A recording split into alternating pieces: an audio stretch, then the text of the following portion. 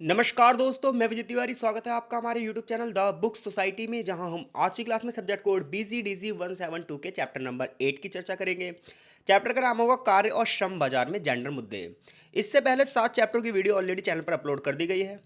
तो अगर आपने उन लेक्चरों को नहीं सुना है तो सबसे पहले उन लेक्चरों को जरूर सुन लीजिएगा, ताकि इस चैप्टर को समझने में आपके लिए आसानी हो। इसके साथ साथ यदि आप हमारे चैनल पर नए हैं तो चैनल से जरूर जुड़िए। आज की क्लास की बात करें तो आज की क्लास में हमें सबसे पहले यह पढ़ाया जाएगा कि जब हम बात करते हैं आर्थिक स्तर पर महिलाओं और पुरुषों के योगदान की, तो वो कौन सी संस्थाएं हैं, कौन सी एजेंसियां हैं, कौन सी एनजीओस हैं या कौन सी अंतर्राष्ट्रीय संस्थाएं हैं जो इसके लिए आंकड़े तैयार करती हैं। इसके अलावा जब इन आंकड़ों को तैयार किया जाता है कि किस क्षेत्र में कौन कौन लोग कार्य कर रहे हैं, तो क्या ये आंकड़े पूरी तरीके से सही होते हैं या इन आंकड़ों को इकट्ठा करने में कुछ हेरफेर होती है।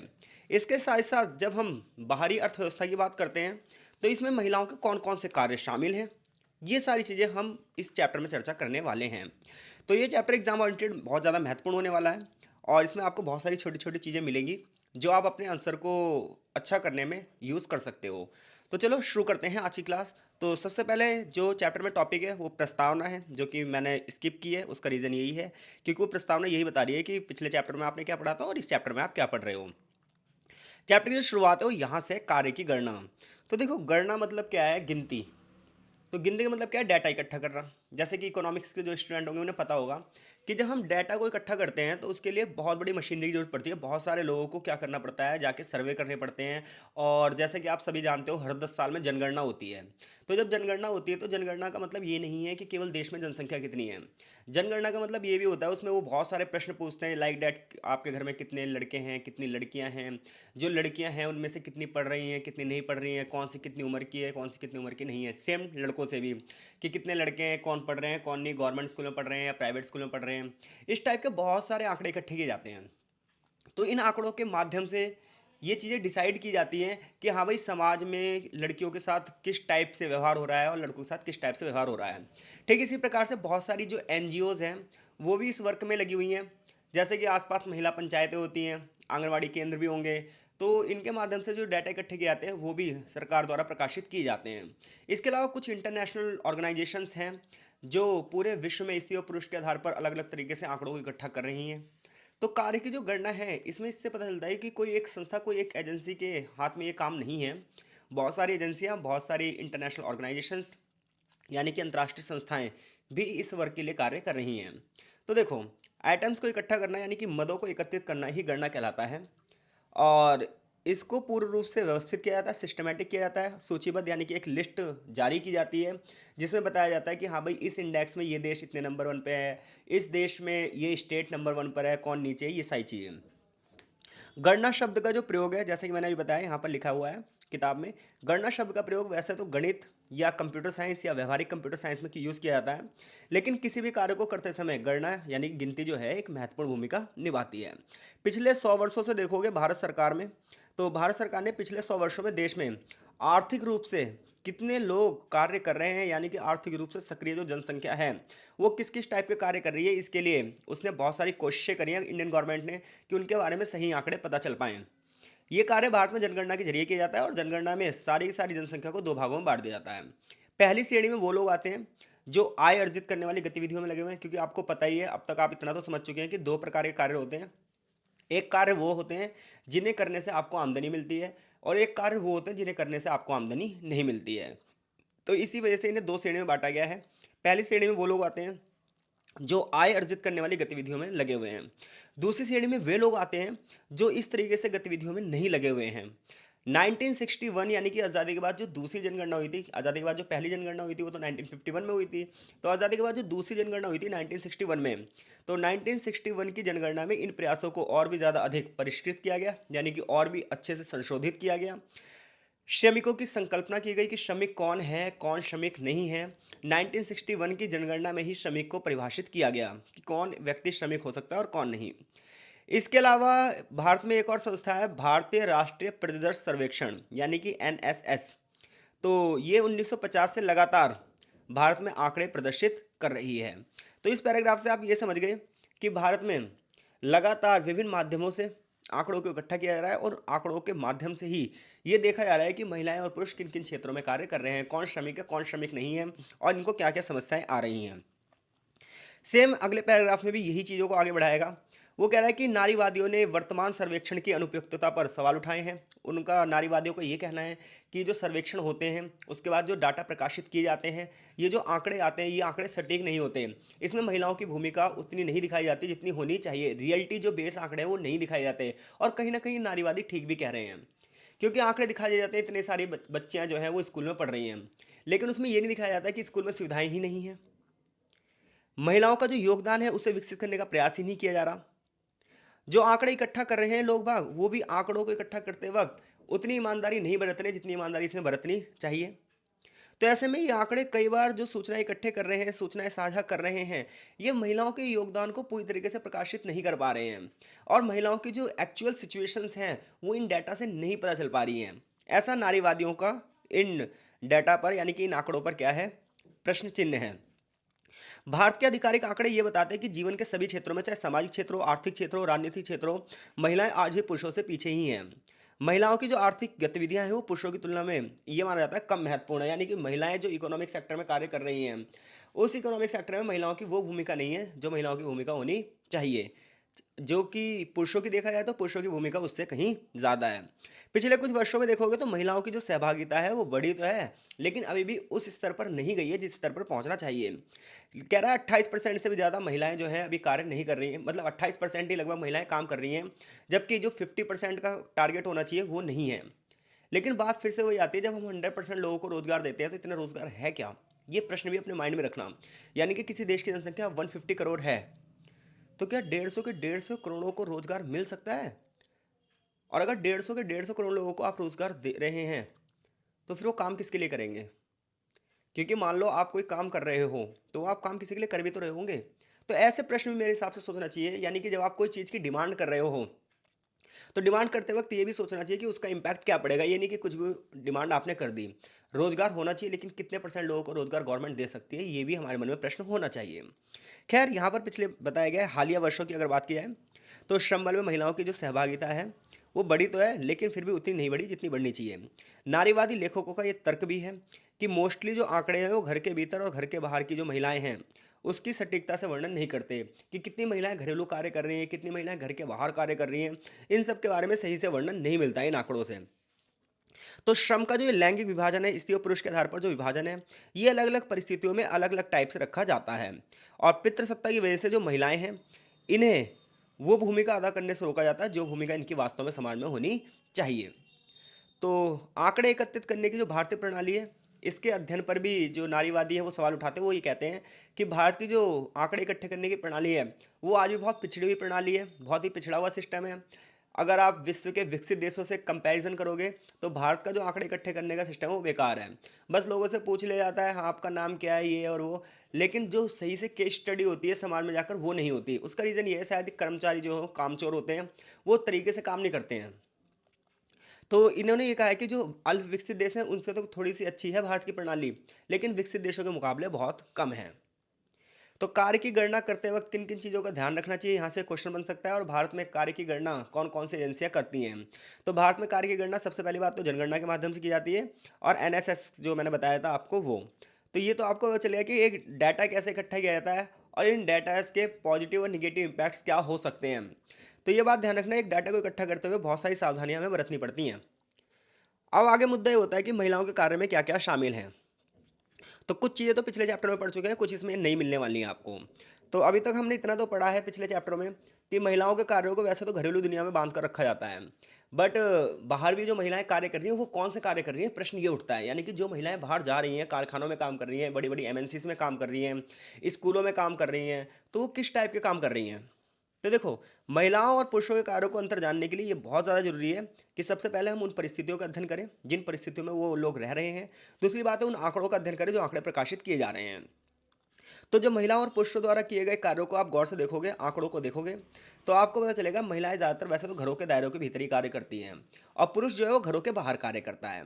लेकिन महिलाओं की बात किया है तो उन्हें अनिवार्य रूप से घर परिवार तक सीमित किया जाए ऐसा भी पूरी तरीके से नहीं है। बट फिर भी सोसाइटी यही चाहती है कि महिलाओं को घर के भीतर ही क्या कर दिया जाए, सीमित कर दिया जाए। और जो पुरुष है वो घर परिवार के दायरे के बाहर काम करे, यानी कि सार्वजनिक क्षेत्र में कार्य करे। लेकिन फिर भी देखा जाए समाज में, तो महिलाएं बाहर का कोई काम नहीं करती ऐसा नहीं है। महिलाएं बाहर के भी बहुत सारे कार्य करती हैं, बशर्ते बात यह है कि उन्हें वो सैलरी नहीं मिल पाती, वो वेतन नहीं मिल पाता जो वेतन उसी कार्य के लिए पुरुषों को मिलता है। तो महिलाएं वैसे ज़्यादातर तो समय जो है घर के कामों में ही बिताती हैं, बट फिर भी अगर वो बाहर का कार्य कर रही हैं तो बाहर के कार्य के साथ साथ उन्हें घर का कार्य भी करना पड़ता है। लगभग सभी समाजों में यही मानकता है और इसे ही गृह निर्माण कार्य या फिर गृह कार्य या घरेलू कामकाज कहा जाता है। और ये सारे काम किसके जिम्मे आ जाते हैं? महिलाओं के जिम्मे। इसके अतिरिक्त भारत समेत जितने भी विकासशील देश हैं उनकी स्थिति यही है लगभग लगभग, कि कृषि और घरेलू कार्यों में बहुत सारी महिलाओं का दबदबा है। कृषि और घरेलू कार्यों पर आधारित इन उत्पादक इकाइयों में परिवार के सारे सदस्य मिलकर कार्य करते हैं, जिसे इकोनॉमिक्स की लैंग्वेज में छिपी हुई बेरोजगारी कहते हैं। यानी कि एक खेत में एक किसान खेती करने जाएगा, लेकिन उसके साथ साथ उसका पूरा परिवार उसमें योगदान देगा। उसकी जितनी बेटियां हैं, बेटे हैं, उसकी जो बीवी है, वो सारे बंदे खेतों में काम करेंगे। लेकिन जब उत्पादन होगा, जो इनकम होगी, तो ये माना जाएगा कि वो परिवार के मुखिया की है। बाकी लोग उस पर डिपेंडेबल हो जाएंगे, आश्रित हो जाएंगे। अब आप ये बताओ, जब सभी लोगों ने योगदान बराबर किया था तो सभी लोगों में वो चीज़ क्या होनी चाहिए? बराबर बंटनी चाहिए। तो ऐसे में नारीवादियों को ये तर्क है कि कृषि में जो है महिलाएं महत्वपूर्ण भूमिका निभा रही हैं, लेकिन फिर भी उन्हें उस सम्मान की दृष्टि से नहीं देखा जा रहा जिस सम्मान की दृष्टि से उन्हें देखा जाना चाहिए। कह रहा है कृषि और घरेलू कार्यों में जितनी भी उत्पादित इकाइयां हैं, इसमें महिलाएं बहुत सारा काम कर रही हैं, लेकिन उन्हें उसके लिए भुगतान नहीं मिल रहा है। क्योंकि इन गतिविधियों को क्या करा जाता है? गैर बाजार गतिविधियां माना जाता है, कि जैसे फसल की देखरेख करना, फसल की कटाई करना, ये सब बाजार की गतिविधियां नहीं मानते हैं लोग बाग। तो पुरुष और महिलाओं के बीच जो श्रम का विभाजन है, ये प्रतिमान कुछ ऐसा ही है कि महिलाओं को घरेलू काम के साथ साथ कुछ बाहर के काम भी सौंप दिए जाते हैं, और ये आशा की जाती है कि वो घर के नाम पर इन कार्यों को भी करेगी। घरेलू कार्यों को महिलाओं की प्राइमरी जिम्मेदारी माना जाता है, और इसीलिए जो उनके ऊपर है ये सारी चीज़ें थोप दी जाती हैं। और जो बाहरी कार्य करती हैं वो उनकी क्या नैतिक जिम्मेदारी मानी जाती है कि उन्हें अपने पति के साथ हाथ बटाना चाहिए, और यही उनका प्राथमिक कर्तव्य है। लाइक डैट आप लोग शहरों में देखते होंगे, बहुत सारी परचून की जैसे दुकानें होती हैं, तो उन दुकानों में क्या होगा? उन दुकानों में पुरुष भी बैठा होगा, जो छोटी छोटी दुकानें में उनकी बात कर रहा हूँ, बड़ी दुकानों की नहीं। तो और साथ साथ उसकी महिलाएं बैठी होगी जो उसका हाथ बटाएगी, लेकिन फिर भी मुखिया कौन कहलाएगा? पुरुष कहलाएगा। तो ये तो बात हो गई महिलाओं के कार्य की। अब देखो, महिलाओं के कार्य की आप मूल्यांकन करोगे, उसको गणना करोगे, तो आपको ये पता चलेगा सांख्यिकी रूप से, यानी कि आप अगर आंकड़ों को इकट्ठा करोगे तो देखोगे कि कोई व्यक्ति जब आता है आंकड़ों को इकट्ठा करने, तो परिवार के प्रत्येक सदस्य द्वारा किए गए कार्य के योगदान को जानने के लिए क्या करता है? परिवार के मुखिया से बात करता है। हाँ जी, आपके यहाँ कौन कौन क्या क्या करता है, कौन कौन कैसे करता है।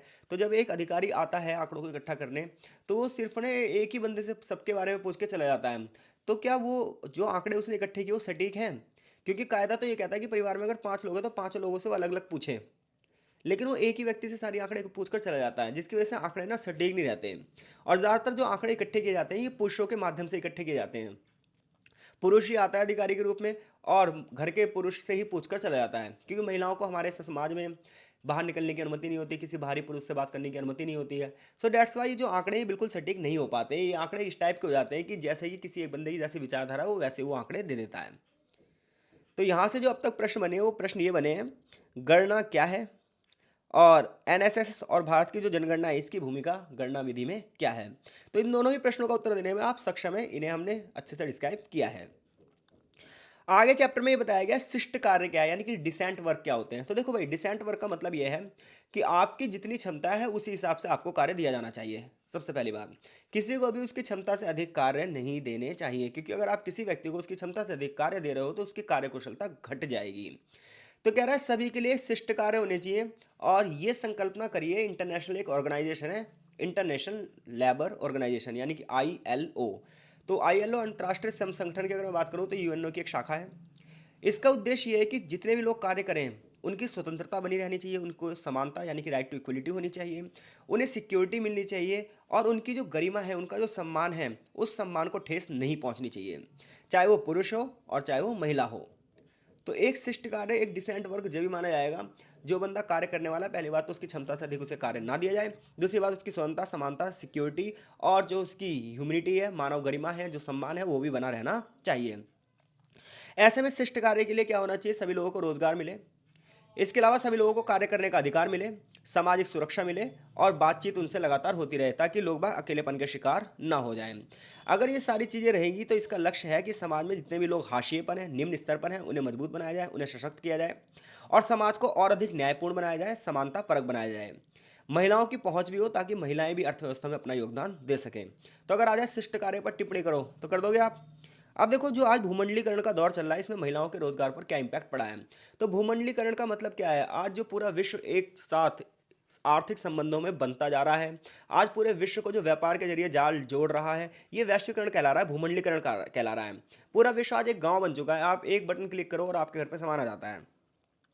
तो भूमंडलीकरण जो शब्द है, ये सबसे पहले अमेरिकी मैनेजमेंट विचारधाराओं द्वारा दिया गया।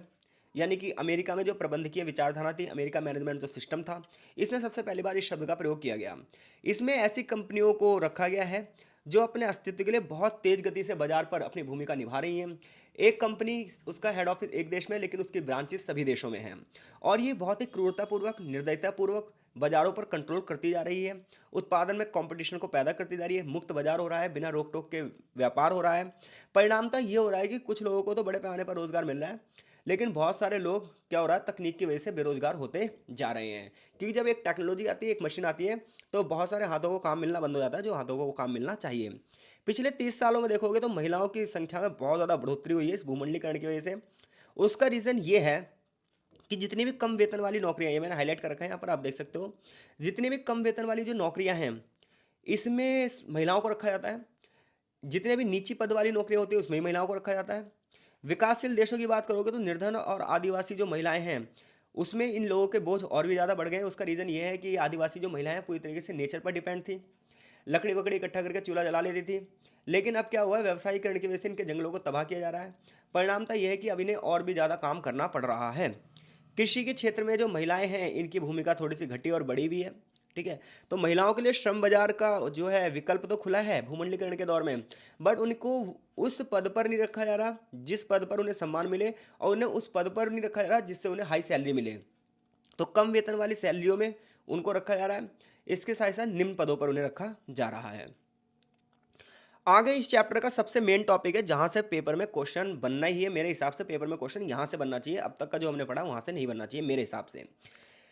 कि रोजगार का स्त्रीकरण से आप क्या समझते हो, श्रम और रोजगार का फेमिनाइजेशन से आप क्या समझते हो? तो देखो, आज पूरी दुनिया में अधिक से अधिक महिलाएं श्रम बल में शामिल होती जा रही हैं। ये श्रम का क्या है, स्त्रीकरण है। यानी कि श्रम का पहले पुरुषकरण था, जिसमें सारे पुरुष ही काम करते थे। लेकिन आज पूरी दुनिया में आप देखोगे कि इकोनॉमिक सेक्टर में महिलाएं पर डे लाखों की संख्या में बढ़ती जा रही हैं। इवन आप दिल्ली में तो देखते होंगे, आप मेट्रो स्टेशन पर लड़कों से ज़्यादा लड़कियां आपको दिखेंगी जो काम करने जा रही हैं। तो वैश्विक रोजगार ने आज दो नई चीज़ों को जन्म दिया है। पहली चीज़ ये है कि रोजगार बाजार में महिलाओं की भीड़ बहुत तेज गति से बढ़ी है। दूसरा, जो महिलाओं से संबंधित सोच है वो कहीं ना कहीं अनिश्चित हुई है, लचीली हुई है। यूएनओ ने महिलाओं के रोजगार को ये कहा है कि ये रोजगार का स्त्रीकरण है। यानी कि यूएनओ ने कहा है कि रोजगार के क्षेत्र में जो महिलाओं की भूमिका लगातार बढ़ती जा रही है, यही रोजगार का क्या है, स्त्रीकरण है। अधिकांश महिलाओं के पास एक वक्तीदार जीविका होती है, क्योंकि बच्चा पैदा करने, उन्हें पालने पोसने और अपने बूढ़े बुजुर्गों की सेवा करने की वजह से वो ना एक ही वक्त तक कार्य कर पाती हैं, और उसके बाद वो ज़िंदगी का बहुत बड़ा हिस्सा बेरोजगार होकर निकालती हैं। यानी कि महिलाओं को देखा जाए तो शादी से पहले बड़े लेवल पर वो वर्क करेंगी, फिर शादी के बाद क्या होगा, वो प्रजनन क्षमता की वजह से, अपने बच्चे की वजह से, इसके बाद अपने घर की जिम्मेदारी की वजह से 80% महिलाएं को अपना कार्य छोड़ना पड़ता है। इसी वजह से इसे ना एक चक्तीदार जीविका भी कहा जाता है कि हाँ भाई, कुछ ही समय तक ये कार्य करेंगी और उसके बाद नहीं करेंगी। लेकिन फिर भी 20% महिलाएं ऐसी हैं जो शादी के बाद भी वर्क कर रही हैं। तो जो ये व्यवधान है, ये रोजगार में बड़ी समस्या कई बार पैदा करते हैं, और कई बार ये और लोगों को रोजगार देने का भी कार्य करते हैं। जितनी भी इंटरनेशनल कंपनियां हैं, उन्होंने अपने रूल और रेगुलेशन भी इसी हिसाब से बनाए हैं, और जो घरेलू इकाइयां हैं, इनके माध्यम से महिलाओं को बड़े पैमाने पर रोजगार दिया जा रहा है। इसके अलावा जो अर्थव्यवस्था के क्षेत्र है, औपचारिक अनौपचारिक, इसमें भी महिलाओं की भूमिका लगातार बढ़ रही है। जैसे कि यहाँ पर देखा गया है कि श्रम के स्त्रीकरण को आप निम्नलिखित पॉइंटों से बता सकते हो कि महिला श्रमिकों की सहभागिता लगातार बढ़ रही है, पुरुष सहभागिता है जो वो घट रही है या फिर वैसी की वैसी बनी हुई है। महिलाओं के लिए रोजगार के लिए श्रम के विकल्प बहुत ज़्यादा तेज गति से बढ़ रहे हैं। उन्हें घरेलू कार्य के साथ साथ बाहरी कार्य भी दिए जा रहे हैं, जिसके लिए उन्हें वेतन भी मिल रहा है। लेकिन देखिए, इस वाले पैराग्राफ से ये पता चलता है कि महिलाओं को बड़े पैमाने पर रोजगार मिल रहा है, उनकी स्थिति मजबूत हुई है। लेकिन अगले पैराग्राफ में ही वो ये इस भ्रम को तोड़ देगा। यहाँ पर आपको ये पता चलेगा कि महिलाओं को रोजगार तो मिल रहा है, लेकिन फिर भी उन्हें हाशिए पर ही रखा जा रहा है, फिर भी उन्हें निम्न स्थिति पर रखा जा रहा है। श्रमिकों के रूप में महिलाओं को रखने का लाभ क्या है? क्यों आखिर इतने सारी महिलाओं को नौकरी मिल रही है? आखिर क्यों हर जगह महिलाओं का बोलबाला है? तो देखो, उसका रीज़न ये है कि उन्हें कम मजदूरी दी जाती है, खराब कार्य दिशाओं में उनसे कार्य करवाया जाता है और उनके पास विरोध करने की क्षमता नहीं होती है। ऐसा मैं नहीं कह रहा, किताब कह रही है, हाईलाइटेड है कि महिलाएं विरोध करने में असमर्थ होती हैं। वो ज़्यादातर क्या होता है, सिचुएशन से अपने आप को ढाल लेती हैं, क्योंकि उनको लगता है कि इतनी मुश्किल से तो हमें क्या मिला है, रोजगार मिला है, और फिर ये भी हमसे छिन जाएगा। तो श्रमिकों के रूप में महिलाओं को ज़्यादातर इसलिए रखा जा रहा है क्योंकि उन्हें पुरुषों के मुकाबले कम वेतन दिया जाता है और खराब कार्य दशाओं का विरोध करने में वो असमर्थ होती हैं। एक भूमंडलीकरण बाजार इसी वजह से सुनिश्चित हो जाता है। वो इस चीज़ से सुनिश्चित, क्योंकि पुरुष जो है वो हड़ताल कर सकता है, धरने कर सकता है, प्रदर्शन कर सकता है, विरोध कर सकता है, लेकिन महिला इस परिस्थिति के हिसाब से सामंजस्य बैठा लेती है। तो ऐसे में जो फॉरेन इन्वेस्टर्स हैं, विदेशी जो निवेशक हैं, वो बड़े पैमाने पर अपनी कंपनियों में महिलाओं को रख रहे हैं। महिलाओं को कम मजदूरी देते हैं और संगठित होने के उनके अधिकार को नकार देते हैं। शहरी केंद्रों की तरफ जब वो प्रवास करती हैं तो उस प्रवास में उनकी स्थिति और भी ज़्यादा बदतर हो जाती है। मजदूरों की जो जीवन परिस्थिति है वो पूरी तरीके से प्रतिबंधित हो जाती है। उन्हें फ्लैटों में रहना पड़ता है, किराए के मकानों में रहना पड़ता है, क्योंकि वो गांव छोड़कर छोड़कर सब लोग समाज में कार्य करने आए हैं। तो भूमंडलीकरण के दौर में महिला श्रम बल तो बढ़ा है, लेकिन दूसरी ओर देखा जाए तो सामाजिक और आर्थिक रूप से वो हाशिए पर गई हैं। उनका प्रतिनिधित्व तो बहुत ज़्यादा है, लेकिन उनको उतना ज़्यादा सैलरी नहीं मिल रही है, उतना ज़्यादा सम्मान नहीं मिल रहा है जो मिलना उन्हें चाहिए। तो कुछ स्थितियाँ महिलाओं के लिए लाभदायक तो बनती हैं, लेकिन फिर भी कुछ स्थितियाँ ऐसी हैं जो उन्हें अभी हाशिए पर रख रही हैं। तो ये माना जा रहा है कि महिलाओं की जो भूमिका है, जिसकी वजह से उन्हें कम सैलरी दी जाती है, यही चीज़ पता है क्या है? यही चीज़ अर्थव्यवस्था में महिलाओं को श्रमिक की रीढ़ की हड्डी बना रही है, यानी कि बैकबोन बना रही है। किसको? महिलाओं को, कि इकोनॉमी को महिलाएं संभाल लेंगी, और वो भी कम लागत में, मिनिमम कॉस्टिंग और मैक्सिमम प्रॉफिट। अब देखो, कार्यस्थल पर और भी समस्या है। पहली समस्या तो ये हो गई कि उन्हें वेतन कम मिलता है, खराब कार्य दशाएं होती है, फिर भी वो विरोध नहीं कर पाती। अगली बात यह है कि कार्यस्थल पर बड़े पैमाने पर यौन शोषण की घटनाएं आप रोज न्यूज़पेपर में देख सकते हो। तो कार्यस्थल पर यौन शोषण का मुद्दा कि ये है कि शारीरिक और मानसिक रूप से आप किसी भी अपोजिट जेंडर को अपनी ओर आकर्षित करने की बात कर रहे हो, तो ये यौन शोषण में आएगा। तो कार्यस्थल पर यौन शोषण का जो मुद्दा है, ये महिलाओं की सुरक्षा और गरिमा से जुड़ा हुआ एक बहुत महत्वपूर्ण मुद्दा है। आज पितृसत्तात्मक समाज की वजह से महिलाओं पर पुरुष शक्ति की एक अभिव्यक्ति है। यौन शोषण डेली रूटीन में महिलाओं के विरुद्ध होने वाली हिंसा को दर्शाता है कि कार्यस्थल पर महिलाओं को निशाना बनाया जा रहा है, उनकी सुभेद्यता का शोषण किया जा रहा है। माननीय सर्वोच्च न्यायालय ने, यानी कि सुप्रीम कोर्ट ऑफ इंडिया ने 1997 में विशाखा मामले में एक निर्णय दिया था और उन्होंने ये कहा था कि यौन शोषण क्या है। तो उन्होंने कहा, यौनिक रूप से तय किया गया कोई भी व्यवहार, यानी कि कोई भी आपका ऐसा व्यवहार हो जिसमें आप चाहे गंदे इशारे कर रहे हो, चाहे आप टच करने की कोशिश कर रहे हो, यौनिकता के रंग में रंगे हुए इशारे कर रहे हो, अश्लील साहित्य का प्रदर्शन कर रहे हो, यानी कोई गंदी सी फोटो दिखा रहे हो, या फिर कोई गंदा सा लेख लिखकर किसी को भेज रहे हो। तो ये सब चीज़ें शारीरिक रूप से हो, चाहे मौखिक रूप से हो, या इशारेबाजी से हो, ये सब चीज़ें यौन शोषण के अंतर्गत आएंगी। ये सब महिलाओं के बुनियादी अधिकारों का उल्लंघन है। और इसके लिए ना नियोक्ताओं को दिशा निर्देश दिए गए हैं कि जितने भी कंपनी के मालिक हैं, वो क्या करेंगे, कार्यस्थल पर यौन शोषण का समाधान करेंगे। इसके लिए कमेटियां बनाएंगे, ताकि उस कमेटी में क्या हो सके, उस कमेटी में शिकायत दर्ज कर सके वो महिला जिसका शोषण हुआ है। इसके अलावा जो कमेटी बनेगी, उस कमेटी में आधे से अधिक स्त्रियां कम से कम होनी चाहिए, और जो अध्यक्ष है वो भी महिला होनी चाहिए। इसके अलावा उस कमेटी में कुछ बाहर के लोग भी होने चाहिए, जैसे कोई सोशल वर्कर्स हैं या कोई एनजीओ से जुड़े हुए जो लोग हैं, उन्हें भी इसमें नियुक्त किया जाना चाहिए, ताकि निष्पक्ष रूप से जांच हो सके। यानी कोई महिला मान लो पीड़ित है, तो महिला शिकायत कहाँ करेगी? तो माननीय सर्वोच्च न्यायालय ने, सुप्रीम कोर्ट ऑफ इंडिया ने, यानी कि ये कहा कि हर एक जो कंपनी है वो अपने यहाँ एक कमेटी बनाएगी। उस कमेटी में आधी महिला होनी चाहिए कम से कम, यानी कि 10 बंदे हैं उस कमेटी में, तो 5 महिलाएं होनी चाहिए और 5 पुरुष होंगे। इसके अलावा अध्यक्ष पद पर महिला होनी चाहिए, एनजीओ सेक्टर के लोग भी जुड़े होने चाहिए, सोशल वर्कर्स भी जुड़े होने चाहिए, ताकि वो महिला खुलकर अपनी शिकायत कर सके। श्रमिकों की जो बैठक है वो लगातार होनी चाहिए और उस मुद्दे पर सकारात्मक तरीके से चर्चा की जानी चाहिए। श्रमिकों के लिए दिशा निर्देश जारी करने चाहिए। समिति के सदस्यों के नाम और उनसे संपर्क बनाने के लिए सारे विवरण होने चाहिए, बोर्ड पर नाम लिखे होने चाहिए, ताकि लोगों को पता चले शिकायत कहाँ करनी है। नियोक्ता एक यौन शोषण विरोधी नीति के लिए भी जिम्मेदार है, यानी कि अगर कहीं पर यौन शोषण हो रहा है और उसके बारे में आगे बात नहीं बन पा रही है, तो इसके लिए जिम्मेदार कंपनी का मालिक होगा। यौन शोषण की जांच पड़ताल करने के लिए, उनकी मध्यस्थता करने के लिए, सलाह लेने के लिए एक शिकायत कमेटी गठन किया जाना चाहिए। अब देखो, यहाँ पर एक मामला आया था कि किस प्रकार से आप इस केस स्टडी को जब आप पढ़ोगे तो आपको पता जाएगा किस प्रकार से एक महिला को दबाया जाता है। तो यहाँ पर एस का केस मामला है। इसमें ना एस जो है वो एक कॉमर्स में प्रस्तावक लड़की है, यानी कि एक लड़की है जिसको यहाँ पर एस नाम से डिनोट किया गया है। वो एक एमएनसी कंपनी में जाती है, इंटर्नशिप करती है। जब इंटर्नशिप हो जाती है तो कुछ ही वर्षों में एक क्रय अधिकारी के रूप में उसकी नियुक्ति कर जाती है। जब उसकी नौकरी हुई तो उसने रिपोर्ट करना शुरू कर दिया। अब एक और है वहाँ पर जी, यानी कि एस कौन है, एक लड़की है, और एक नाम और है जिसको हम जी से डोनेट कर रहे हैं। अब जो ये जी है ना, ये एक वरिष्ठ उपाध्यक्ष है।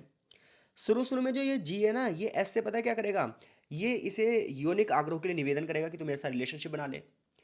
एस मना कर देगी तो जी उससे क्या करेगा, दोबारा डिमांड करेगा। एस फिर मना कर देगी, जी फिर डिमांड करेगा। अब जी उसके ऊपर क्या करेगा, दबाव बनाना शुरू कर देगा। अब जी उसके ऊपर दबाव बनाना शुरू कर देगा कि तुझे तुझसे पद से हटा दिया जाएगा। और बिल्कुल ऐसा ही हुआ। उसे, उस लड़की को उस पद से हटा दिया गया, उसे निम्न दर्जे का पद दे दिया गया और उससे कहा अगर तुझे प्रमोशन लेना है, तुझे उच्च पद पर आना है, तो तुझे मेरे साथ संबंध बनाने पड़ेंगे। अब वो बेचारी कार्यालय में केवल फाइल और फोटोकॉपी का काम कर रही है। इवन जी ने क्या करा, उसके आवास यानी कि घर के फ़ोन नंबर पे फ़ोन भी करा, देर रात को फ़ोन करना शुरू कर दिया। तो एस को गुस्सा आ गई। एस ने फाइनली पुलिस में इस बात की शिकायत दर्ज कर दी। उसने कंपनी के निदेशकों में से एक डायरेक्टर को भी इस बात की मौखिक शिकायत करी। कंपनी का जो एचआर डिपार्टमेंट था उसने शिकायत की जांच पड़ताल करी और जी को सिर्फ मौखिक चेतावनी दी गई, भाई देख आज से ऐसा मत करियो वरना तेरे लिए सही नहीं होगा। और उसके बाद कुछ नहीं करा, बल्कि उसे उसके पद पर ही बनाए रखा गया। इस कार्य के बाद जो एस थी उसकी रिपोर्टिंग बदल दी गई, यानी कि उसको थोड़ा सा पद से और ज़्यादा हटा दिया गया। कंपनी के विशेष निषेधक द्वारा उसे त्यागपत्र देने के बाद लड़की का यौन उत्पीड़न जारी रहा, यानी कि लड़की का पद जो है वो हटा दिया गया और उसके बाद भी उसका यौन शोषण जारी रहा। और जो बंदा था जी, वो कंपनी के अब सबसे वरिष्ठ पद पर था।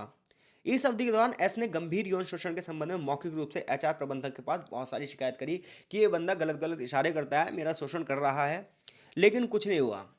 फाइनली क्या हुआ, फाइनली मैनेजमेंट ने कोई कार्रवाई नहीं करी, बल्कि जो बैठक हुई उस बैठक में इन्होंने क्या करा, उस लड़की को उसके कार्य से हटा दिया गया। उसके खिलाफ चार्जशीट लगाई गई और ये कहा गया कि ये लड़की सही से काम नहीं कर रही है। यानी कि एक पुरुषवादी समाज में इस प्रकार से महिलाओं का शोषण हो रहा है कि अगर वो शिकायत कर रही है तो बताया क्या हो रहा है, उस शिकायत करने के बाद उसके ऊपर इल्जाम लगा दिया रहा है कि तू सही से काम नहीं कर रही है, उसे नौकरी से निकाल दिया जाता है। हालांकि वो लड़की वहां नहीं रुकी, उसने आगे चलकर श्रम न्यायालय में और उद्योग न्यायालय में संघर्ष जारी रखा ताकि उसे रोजगार भी मिल सके आगे, और उसके ऊपर जो ये दाग लगाया, ये दाग भी खत्म हो जाए कि वो सही से काम नहीं कर रही है। बहुत सारी एनजीओज ने, महिला आयोग ने इसको सपोर्ट किया है और ये केस चल रहा है। इस केस के बारे में और अधिक जानना है तो आपको ये वेबसाइट दी है, आप इस वेबसाइट पे और भी ज़्यादा इस पर अपडेट हो सकते हो। तो ये सारी केस स्टडी से आपको ये पता चलता है कि किस प्रकार से महिलाओं से संबंधित मुद्दे बहुत ज़्यादा हावी हैं।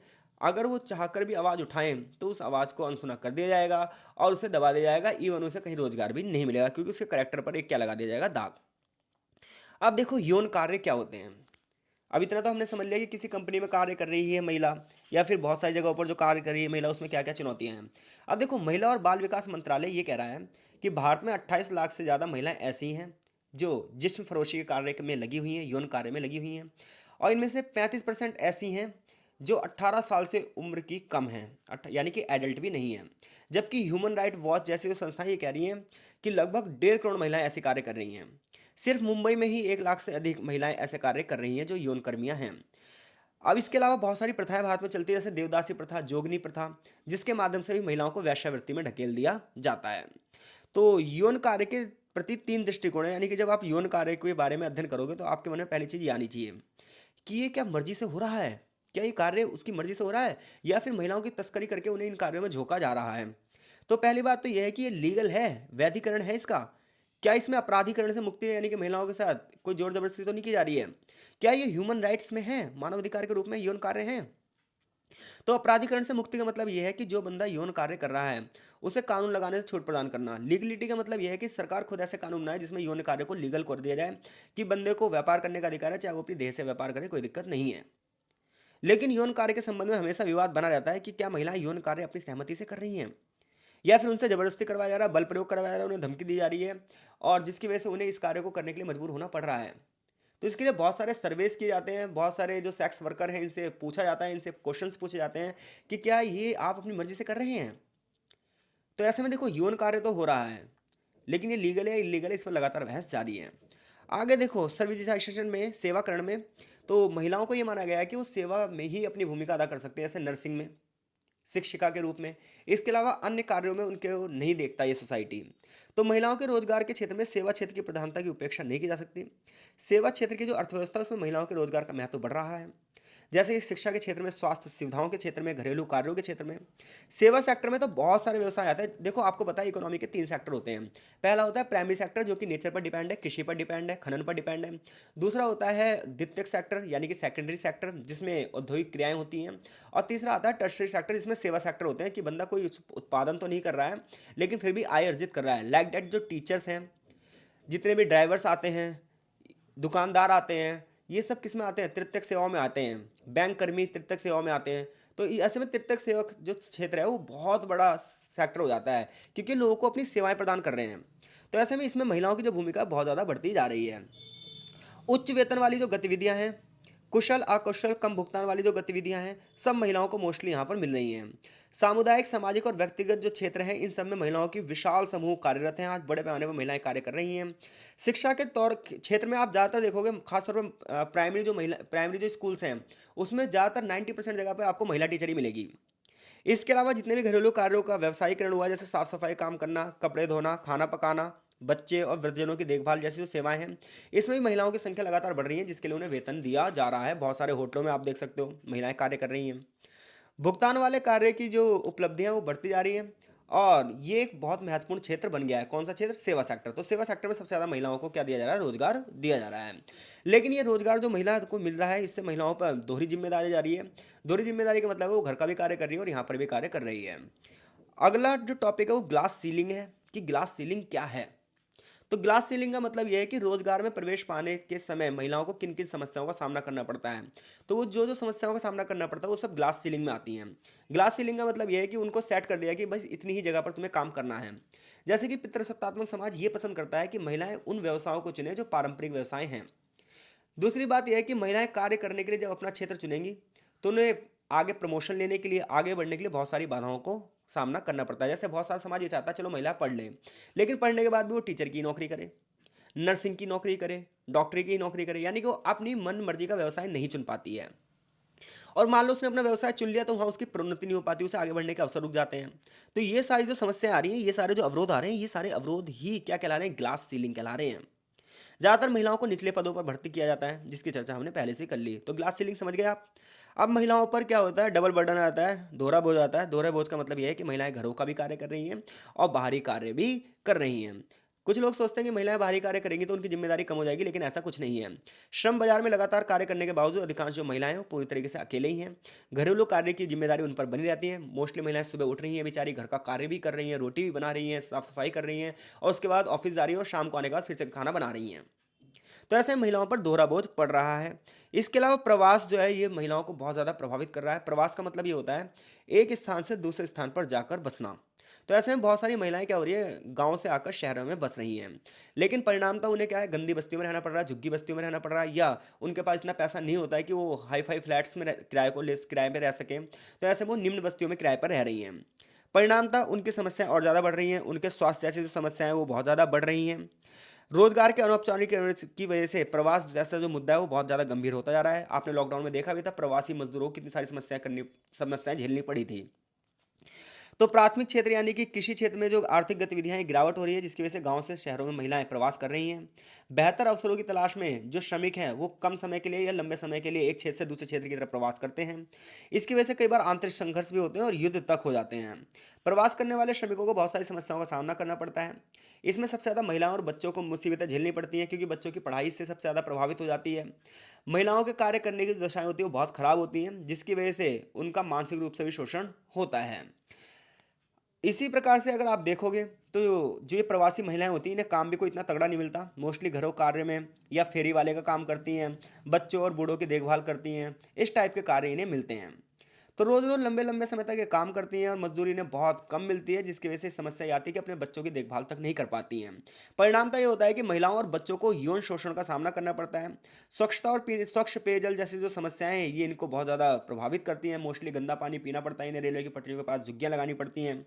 तो प्रवास की वजह से सामाजिक सिक्योरिटी नहीं रहती, सोशल सिक्योरिटी नहीं रहती। सोशल सिक्योरिटी का मतलब यह है कि स्वास्थ्य मिले, आपको शिक्षा मिले। तो स्वास्थ्य और शिक्षाओं तक इनके बच्चों की पहुंच नहीं हो पाती है जिसकी वजह से गरीबी पीढ़ी दर पीढ़ी इनका पीछा करती रहती है और ये गरीबी ही इनका पूरी तरीके से शोषण कर लेती है। सोशल सिक्योरिटी की बात की जाए तो सोशल सिक्योरिटी का मतलब यह है कि कोई बंदा भूखा ना सोए, समाज रूप से वो असुरक्षित ना रहे, किसी प्रकार का उसे डर ना रहे, वो सुख और चैन की नींद ले सके। तो सोशल सिक्योरिटी का मतलब यही है कि सभी लोगों को रोजगार मिले, स्वास्थ्य तक सबकी पहुंच हो, अधिक से अधिक बंदा आर्थिक रूप से सक्षम बन सके, नौकरियां सभी को मिल सके, किसी का शोषण ना हो। लेकिन देखा जाए तो गैर भुगतान वाले कार्य लगातार महिलाओं को मिलते जा रहे हैं। महिला श्रमिक समय के मामले में और ज़्यादा निर्धन होती जा रही है, रुपए और पैसे के मामले में भी निर्धन होती जा रही है, यानी कि उसके लिए अपने पास के लिए ना तो टाइम बचता है और ना ही धन बचता है। यानी कि वो कार्य कर रही है तो कार्य करने के साथ साथ उसे बीमारियां भी मिल रही हैं और मानसिक रोग भी मिलते जा रहे हैं। परिणामतः ये हो रहा है कि महिलाओं की जो जीने की आयु है वो लगातार कम होती जा रही है। महिलाओं के साथ जेंडर भेदभाव किया जा रहा है, उनका बहिष्करण किया जा रहा है, उन्हें जल्दी से रिटायरमेंट दी जाती है। मातृत्व लाभ की वजह से उनकी मौतें भी हो जा रही हैं। कई बार प्रजनन के दौरान बहुत सारी महिलाएं मर जाती हैं। तो ये जेंडर संबंधित बहुत सारी चिंताएं हैं। इन चिंताओं को आप जब तक सॉल्व नहीं कर सकते, जब तक हर एक बंदे के अंदर ह्यूमनिटी ना आ जाए। चैप्टर यहीं फिनिश होता है और आगे चैप्टर का एक सारांश। तो आपने इस चैप्टर में ये पढ़ा कि किस प्रकार से महिलाओं को वर्क नहीं मिलता था और अगर वर्क मिल भी रहा है तो उसमें क्या क्या चुनौतियां हैं। चैप्टर से जो प्रश्न बन रहे हैं वो प्रश्न ये बन रहे हैं कि वह कौन से कारण हैं जिसके चलते महिलाओं द्वारा किए गए कार्य को योगदान को गणना में शामिल नहीं किया जाता। तो आपको पता है कि महिलाओं द्वारा किए गए कार्य को गणना में इसलिए नहीं शामिल किया जाता क्योंकि पुरुषवादी जो सोच चलती है वहाँ पर पुरुष ही सारे आंकड़ों का क्या आंसर दे रहा है। इसके अलावा महिलाओं को जो कार्य दिए जा रहे हैं उनकी आय नहीं मिलती तो इसलिए उन्हें श्रमिक माना नहीं जाता। विशाखा मामला क्या था उसके सुझाव बताओ। ग्लास सीलिंग क्या है और दोहरा बोझ क्या है। तो इन तीनों ही प्रश्नों का उत्तर देने में आप सक्षम हो। लेक्चर समझ में आ रहे हैं या नहीं आ रहे हैं, कमेंट बॉक्स में कमेंट जरूर करो और वीडियो को भी लाइक जरूर करो। आगे मिलते हैं हम यूनिट 4 के साथ स्वास्थ्य एवं जेंडर, जिसमें हम चैप्टर नंबर 9 की चर्चा करेंगे। आज के लिए इतना ही। तब तक के लिए आपका बहुत बहुत धन्यवाद।